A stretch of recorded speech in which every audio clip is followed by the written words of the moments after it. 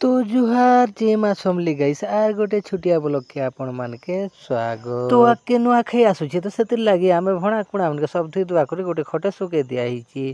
तो इयाडे आम निर्मा मसला बाटुछन कातिर लागी बोले आज शनिवार अछि तो आज माछ छान मा सेतिर लागी। तो गुंजन भी स्कूल जेथिला आर पहुंची गला न घर के। तो माछ के नून हल्दी दे करी सानी दिया होची तेले छानबार लागी। तेल गरम होला के तेले छानी दिया होचे माछ के। तो फाइनली माछ छानबार काम सरी गला असन मिर्चा प्याज तेल दे करी डाके टिके भाजी देमा। तापर इनो मसला दे करी घाटी देमा टिके सीजे देमा 1 मिनिट तक।